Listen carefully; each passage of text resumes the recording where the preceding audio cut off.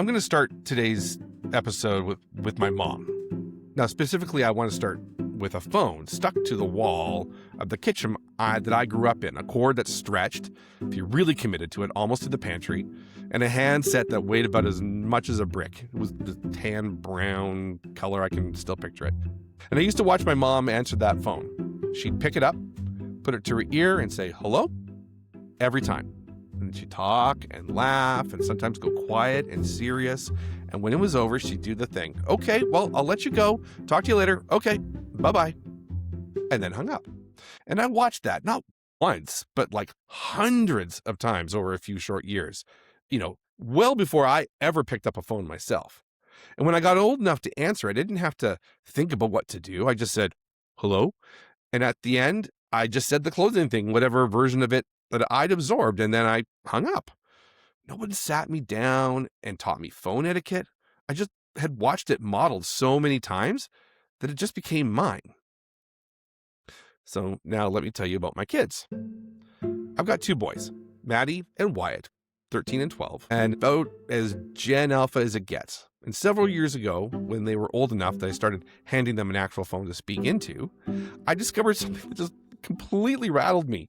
They didn't know there was an ear hole. They didn't know there was a speaker the sound came out of. I mean, that literally. So they take the phone and they just press it up against their head because they had kind of seen us do that, but they didn't know that they had to put it to a certain spot. So I actually had to show them the speaker, and then they kind of got it. But then even when I did give them the phone, they never said hello when they answered. They never did a closing of like saying, okay, well, bye-bye. They just ended it by hitting the red button on the screen and was over. Not, all right, well, take care. No ritual at all. They just unceremoniously hung up, and it was usually on their grandparents. And I remember standing there thinking, no, we broke something. And then I kind of realized what had happened. My kids had never really watched me use a phone the way I watched my mom use one. 98% of my communication with anyone now happens over text or FaceTime or some app. There was no wall phone hanging in our house for the years of their childhood. No me or their mom picking it up in front of them and modeling the whole little dance of hello and goodbye. They never got the 1,000 repetitions I got for free just by being alive in the house where somebody older did the same thing over and over where I could see it. I mean, it's not like we decided not to teach them. We just didn't do the thing in front of them enough times for it to become theirs. So that's not really a story about phones. It's a story about how anything gets handed down between people, not through instruction, but through years of watching somebody else do it and then doing it badly ourselves until one day it's just in us to do it well and we do it. And I've been watching that exact same mechanism disappear somewhere else. Somewhere the stakes are a lot higher than phone manners to grandparents. In a way, a whole generation learns to do the kind of work I've spent my life doing or doesn't anymore. I'm Sam Kirk, and this is The Last Lift Operator. So there used to be a structure for this. Apprentice, Journeyman, Master. You will see it in trades because it's a system that has worked really well for centuries. Most other industries never give it a fancy name. Nobody in marketing called hiring an intern or an entry-level role an apprenticeship out loud, but that's what it was. You came in knowing almost nothing. Somebody who knew more sat you next to them, corrected you in real time, let you watch them work, and over years, not weeks, you turned into someone who could be trusted with judgment calls instead of just tasks. Now, before I go further, here's the one distinction that matters more than almost anything else in this episode. This is not a story about all work disappearing into AI. I mean, it's not even close to that. The last time I checked, AI is not pulling electrical cable through a wall on a house that's being built. It's not figuring out the angle a drain pipe needs so the water flows the right direction. It's not up in a crane setting steel. It's not fixing your HVAC system in the middle of a heat wave. And believe me, no one is sending a robot dog or humanoid to go do that anytime soon. So there are entire fields of skilled work where the apprenticeship model isn't just surviving, it's probably about to become way more valuable than it's been in decades. And honestly, there's a real part of me that hopes at least one of my boys looks seriously at the trades, because I think we might be heading toward a world where a good plumber out-earns a lot of lawyers. Now, it's not because plumbing became more prestigious. because the trades still require the thing that can't be shortcut, years of someone standing next to you while you get your hands on the actual pipe, actual wire, actual problem, and a huge amount of what used to require that in knowledge work just doesn't anymore. The floor has just fallen out from under the value of the learning curve in exactly the kinds of jobs I've spent my career in. So when I say the apprenticeship model is dying, here's specifically what I mean. I'm talking about knowledge work. My world, marketing, strategy, writing, a dozen adjacent fields. The kind of work where the product was never really the deliverable. It was the judgment underneath it. And that's the kind of apprenticeship I've watched come apart. I want to tell you about the moment I understood how this structure works, because it happened to me more than twice, but really twice that I can really point back to very distinctly. One was from underneath it, and once was from on top of it. And I think that's rare enough now, or is going to be rare enough now, that it's kind of worth slowing down on and talking about. So early in my career, I was working on and leading a project that was chronically behind. And in a meeting where this problem was being discussed, I made the forceful case that the problem was we just hadn't been given enough time to do the project properly. The account team would stop handing down insane deadlines, we would get all the tasks completed, we would never feel rushed, and everything would come out better. I was pretty proud of myself in that moment. I had the analytical wherewithal to clearly see the problem, and I was the genius who had just proposed the solution that, for some reason, no one else had seen, what had been abundantly clear to me. And that triumph lasted exactly a moment before the head of our department cut me off at the knees. He goes, "Time is not the issue," he told me flat out. "Adding more time doesn't solve the problem. Give someone a week, they'll do the work in a week. Give them a month for the same work, they'll still be finishing it in the last few days of that month. Just as rushed, just as crunched. Time isn't the constraint. How you prioritize what you do with that time, that's the actual constraint." Well, so that stung. And he said it in front of a few people, including my direct bosses. And I went away from that feeling not just a little bit of shame, I'm not going to lie. Because no one likes being told, I certainly don't like being told, that the thing they just argued for isn't true. And he didn't soften it for me, but he was right. So right, in fact, that I knew immediately the moment he said it. Having that lesson hit me square between the eyes that day ended up, shaping a lot of how I did my work over the next 15 to 20 years. And I have in no way been perfect at living up to that, not even close, but I never actually believed, again, that the problem was the deadline itself. What he actually did for me, though I couldn't have told you this at the time, was give me the smallest survivable dose of being wrong. One meeting, no client in the room, nothing riding on it except my pride, which recovered. And that small dose is exactly what kept me from making the same mistake somewhere later, possibly where it would have cost me something I couldn't get back. It's not a gentle process. It isn't supposed to be. And that's not cruelty either, but it's the cheapest possible way to learn an expensive thing. And years later, I found out there's an actual name for what he explained to me, and it's called Parkinson's Law.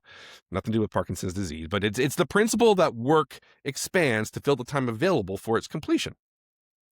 My boss hadn't invented this understanding, obviously. He just simply lived on enough projects to name the mistake the second he heard me making it. And I just knew the theory that day. I just knew he was right. And that stuck with me a lot longer than the name of it eventually would. So fast forward about a decade and a half, and I'm in a completely different company, and I'm in a meeting with about a dozen people. I'm now an account manager for a creative agency, and there are people at various levels, junior to senior. And we're all there, and we're doing a retro debrief of a big project that's just finished. And in the room was a newer project manager for the company, young, sharp, more organized, and better at running processes than I'd ever be, but new to agency life. So now, as you may or may not know, in a retro, the point is to candidly talk about what worked, what didn't work, and talk about that at every level of every stage. And the goal is to learn from the mistakes made, build on the successes, and come away with improvements to be even better for the next project. And in this particular project, we'd definitely gone over time and over budget, but we'd also just crushed certain aspects of it in many other ways. So there was good and there was bad. So as we're talking about what didn't work, the project manager confidently spoke up to say their piece. What we needed was more time so that we weren't rushed. If we hadn't been rushed by the promises made to the client about the delivery date, it would have been fine. And in that moment, as they were speaking what they thought was true, I was listening to an almost exact word-for-word repetition of what I'd said almost 15 years before. If only the account team would stop handing down unreasonable deadlines, we could stretch the timeline, it would never be in a crunch.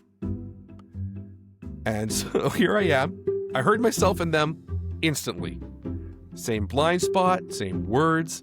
I mean, they'd probably never heard of Parkinson's law either, but I knew I had to push back. The same correction handed forward. That's actually not true, I said. And I shared the truth that I'd once learned from a wise mentor that I now knew from experience and scars that was accurate. I probably said it more bluntly than I need to in front of several peers, and I still feel bad about how hard I think I came down on it in the room, because the team was legitimately feeling the brunt of some scheduling decisions that weren't their fault, and they were frustrated. But I also knew with total certainty that if their assumption calcified into how our company operated, it was going to cause real damage down the line. So I shut it down. Not their frustration. The frustration was fair. The specific wrong belief underneath it. So that's the apprenticeship model working, start to finish in one arc. Somebody senior caught an assumption of mine that was wrong before it cost me and the company more. And years later, I caught the same wrong assumption in somebody else before it cost them or our team any more either. Now, you can read a principle like Parkinson's law in a book, and actually, I mean, I could have. I probably even did. I don't know, but that was never really the missing piece. What was missing was that wise person standing in front of you at the exact moment you needed it, guiding you. You can read something like time isn't the issue, prioritization is in a training doc, but will never land as powerfully as someone senior saying it to your face in the room where you just got it wrong.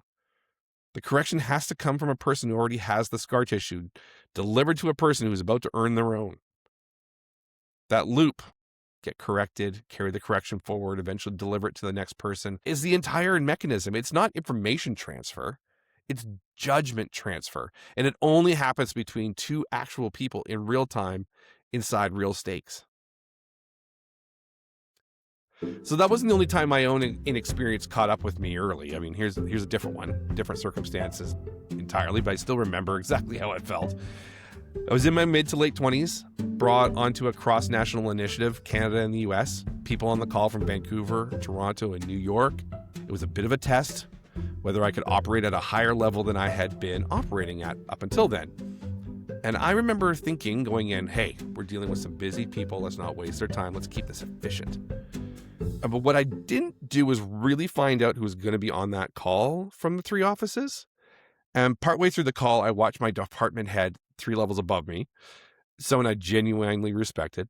He just visibly reacted to something I said, and my ignorance had just become obvious to everyone on the line, maybe a dozen people. The moment it was clear I hadn't known there were vice presidents on that call, and afterwards he pulled me aside and made sure I understood exactly what I'd missed and why it mattered. I hadn't said anything technically wrong. That's the part I still remember clearly. It wasn't a content problem. It was a judgment problem. I didn't know enough to ask who'd be in the room because I'd never been in a room like that before.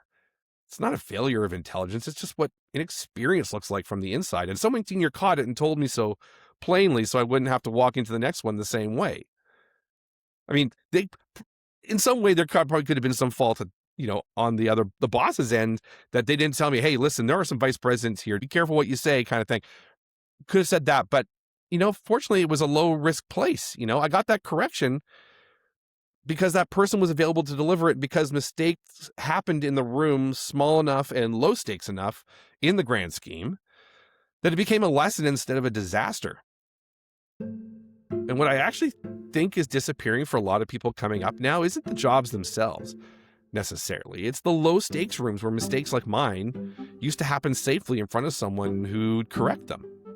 I've been reading some actual research on this, so it's not just a feeling anymore.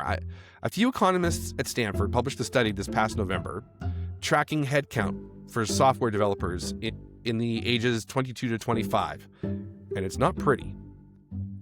Since 2022, employment in that age group has been sliding, even as every older age group in that same job keeps growing.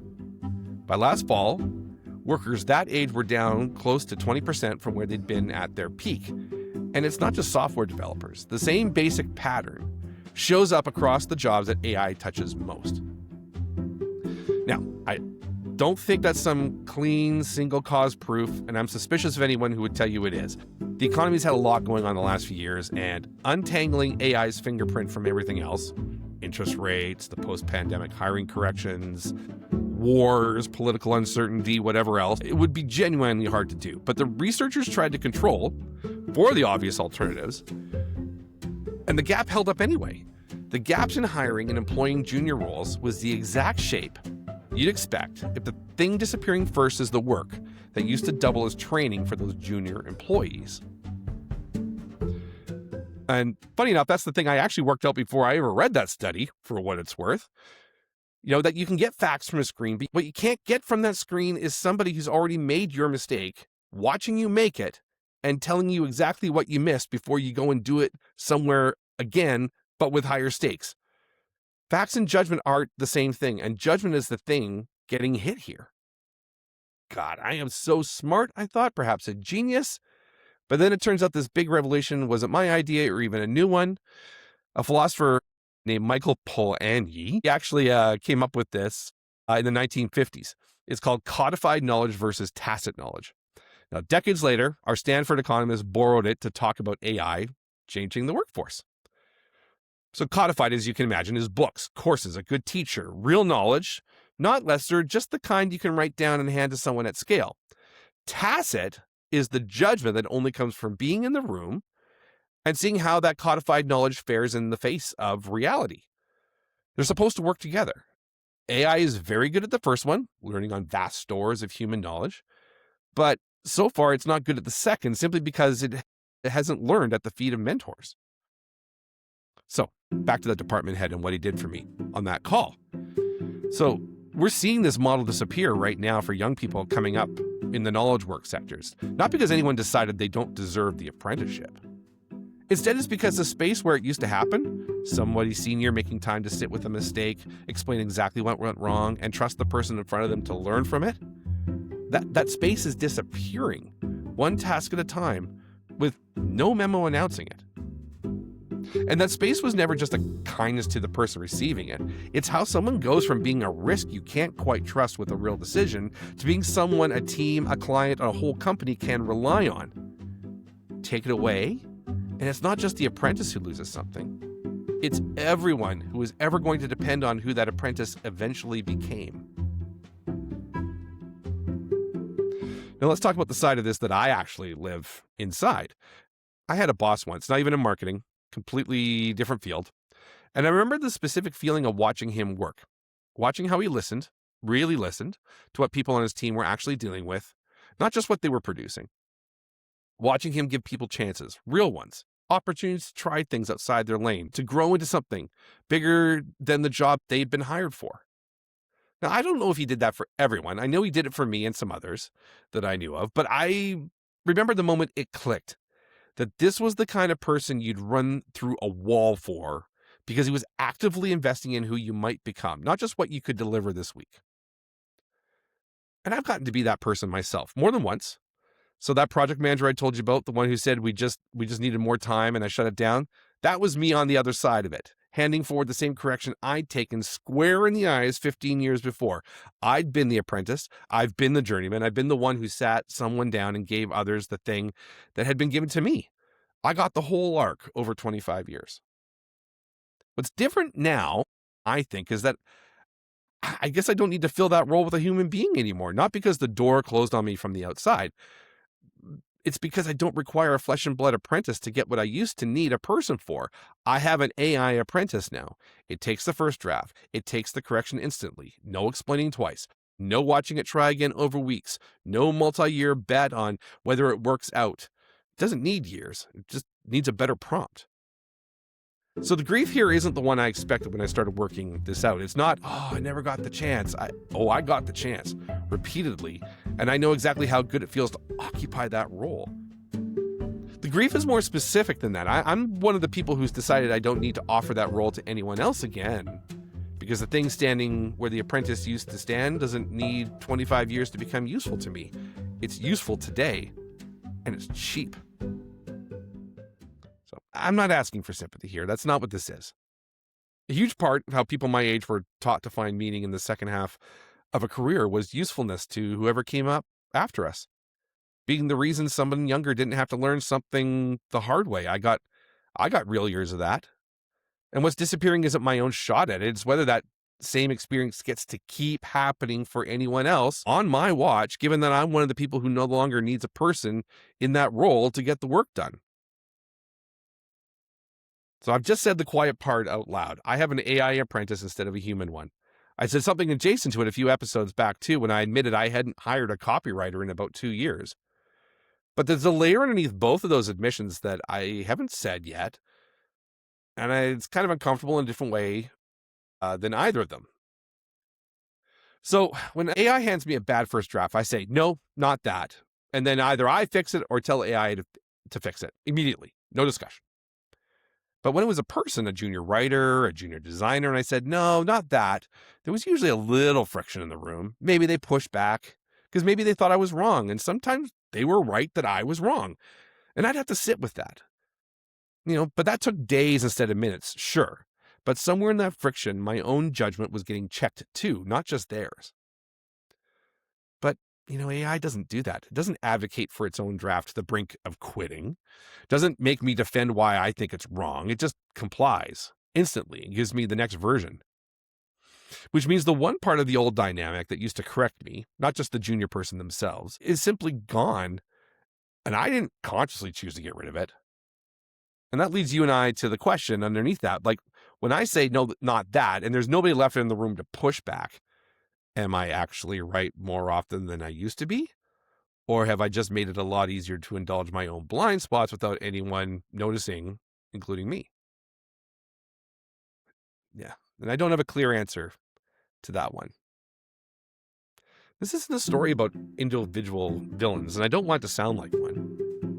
Some organizations are actually moving the other way.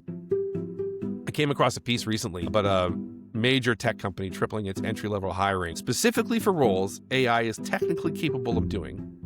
And they've been doing that on the logic that gutting the bottom of the ladder eventually guts the leadership bench too. So it's not universal and it's not inevitable. But it is what a lot of us, myself included, are doing by default, one individually reasonable decision at a time. Now, hang on to that question though, the one about who's left to tell me I'm wrong, comes back before the end. Here's what I think is underneath all four of these stories when I put them all next to each other. The phone thing, the time isn't the issue thing, the call with the VPs on it, the boss who listened. Every one of them is really about the same mechanism, but it just takes different shapes. Sometimes it's repetition, watching someone do the thing 1,000 times until it's yours. Sometimes it's correction, getting caught in a mistake by someone who already made it. Sometimes it's just somebody senior deciding you're worth investing in before you earned it.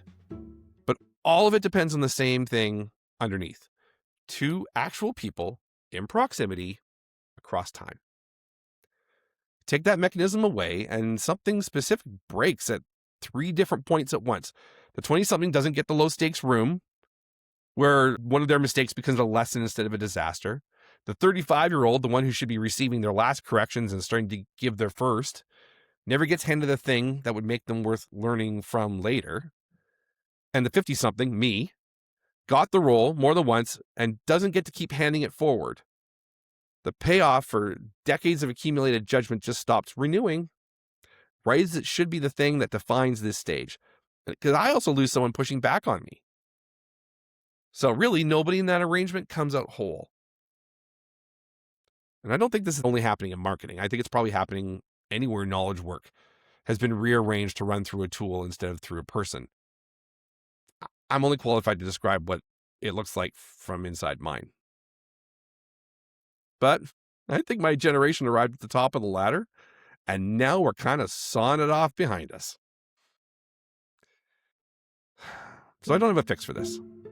That's just where I actually am. I don't think it comes back through nostalgia or through any one senior person deciding to be generous against the grain of what everyone else around them is incentivized to do.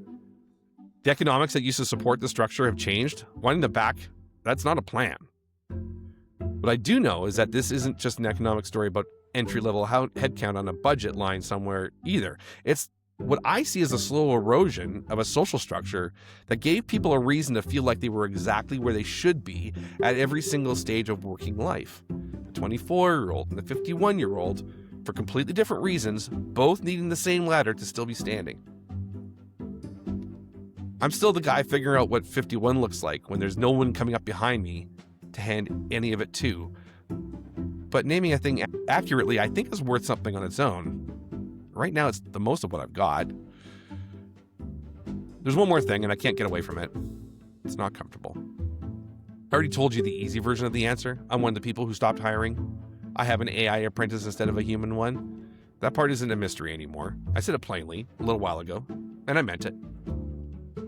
The part I haven't fully sat with is this. AI isn't just letting me skip the hire. It's making me, right now at 51, sharper and faster than I've ever been. This is probably one of the best professional stretches of my career in terms of raw capability. And that's exactly what makes the next part uncomfortable, because the same thing that's making me this capable is the same thing letting me avoid training anyone to eventually stand in for me. I'm not just failing to build the next generation. I might be making myself indispensable at the exact moment I'm making sure nobody can replace me when I'm gone. Now, put that next to the other thing I asked you to hang on to, the junior person who used to push back on me, the one who thought I was wrong about the draft and every so often actually was right that I was wrong. Those aren't two people. That's the same person. The kid who argues with me in year 1 is the person who'd be ready to do my job in year 5, 10, or 20. I didn't lose 2 people when I stopped hiring. I lost one person twice. Once as a key check on my gut judgment, and once again as the only person who was ever going to outlast my usefulness. When I started this show, I told you what I believed. That AI cannot have a real relationship with another human being. I said it like it was good news. I called it the Moat. I don't think I was wrong. I think, though, I only stood half of it. Because a real relationship doesn't just protect you, it corrects you. It argues with you when you're sure and you shouldn't be. And if you do it right and you're lucky, it eventually replaces you. The person a machine can't be is the same person who tells me I'm wrong, and the same person who was supposed to take this work off my hands when I'm finished with it. AI can't have a real relationship with me. That was supposed to be my protection. Turns out it was also my accountability, and I'm the one who decided that I could get by without it. I'm Sam Kirk, and this is The Last Lift Operator. Next time, I want to stop talking about me, because I'm one guy, and one guy not hiring a junior strategist doesn't take an industry down. But I know people 30 plus years into their fields who've turned these tools into something close to a superpower, and they're extraordinary at it. And I don't think a single one of them is doing anything wrong. But multiply that by an entire generation, that's the conversation I want to have. Now, before we go, I want to hear from you. What in this episode really hit home? Or what really impacted you in past episodes? And what concerns you most for yourself as our world is rapidly changing? You can go to my website, samuelkirk.com, and you can find ways to contact me there. That's my full name, all one word, SAMUELKIRK.com. The link's in the show notes. I definitely read everything that comes in, and I mean it when I say I'd love to hear from you. I'm on LinkedIn as well, so connect with me there. I've also put links to the studies and reports I referenced in this episode in the show notes. It's definitely worth a read if you're a data nerd or policy wonk. But thanks to you for listening or watching. So glad I get to do this. And I'm grateful for everyone who has seen or heard an episode. I'll see you in a couple of weeks.